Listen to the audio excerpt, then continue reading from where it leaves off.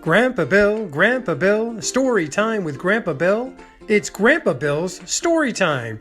Yay! Hi, I'm Grandpa Bill. Welcome to Grandpa Bill's story time. Come on in, make yourself comfortable, and we're going to sit down and read a good book. Well, let's see. Our book today is Jim's Dog Muffins by Miriam Cohen. Pictures by Lillian Hoban. Oh, this must be Jim. Let's see. We'll find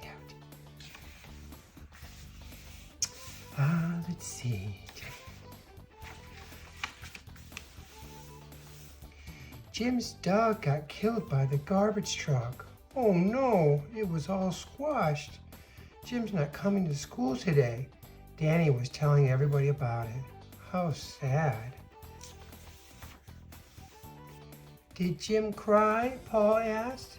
No, Danny said, but he wouldn't talk to anybody. The teacher said Jim must be very sad. If we write a letter to him, it may help him feel better. Oh. The teacher wrote what they said. Dear Jim, we wish Muffins didn't die. She was a nice dog. Love, and all the children signed the letter. Oh, so sad. After school, the teacher took the letter to Jim's house. Hey, here she goes. When Jim came back, he wouldn't talk to anybody. That morning, they gave their whale reports. Lewis said, whales will never bite you. And Paul said that whales can even sing.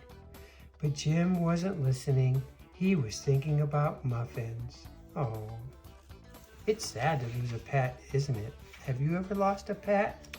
It's very, very sad.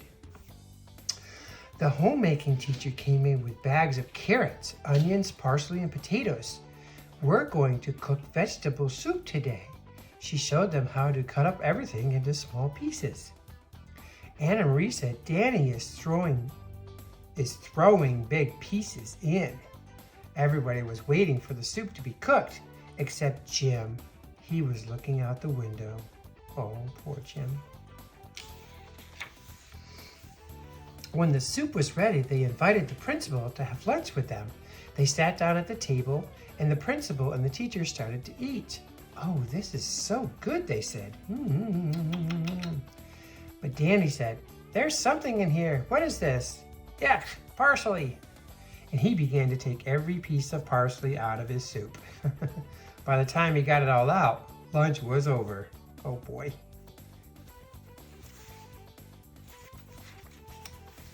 Jim stayed by himself.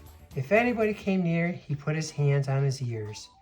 And Anna Maria told him, don't play with him. Oh. Jim didn't even choose a book when it was time for the whole school to stop and read. He just sat. Oh, poor Jim. In the playground, Jim sat on a bench. Louie and Sammy came over to see him. Maybe you'll forget Muffins, Jim. Jim shook his head. Nope. Danny put his arm around Jim. Don't worry, he said. I'm never going to die. Jim didn't say anything.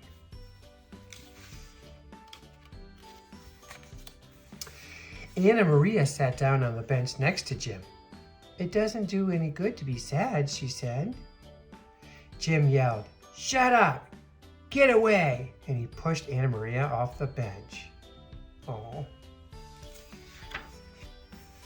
Anna Maria started screaming. When the teacher came, she cried, I was just trying to make him feel better. The teacher said, maybe Jim needs some time to feel sad. Oh. After school, Jim started home again. Paul ran after him. My father gave me money for 2 slices of pizza. Come on, Jim. I don't want any, Jim said. Oh, they're all trying to cheer him up, aren't they? The pizza smell came around the corner. When they came to the store, Paul stopped. 2 slices, please, he said. He gave one to Jim. Jim just held it. Then Paul did what they always did. He pushed a lot of pizza into his mouth. Pizza's yummy.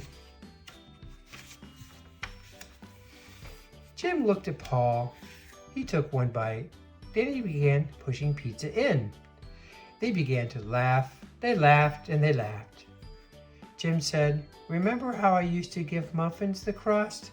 Tears came down his cheek on his pizza, but he kept on eating. Oh. "She was the nicest dog," Paul said.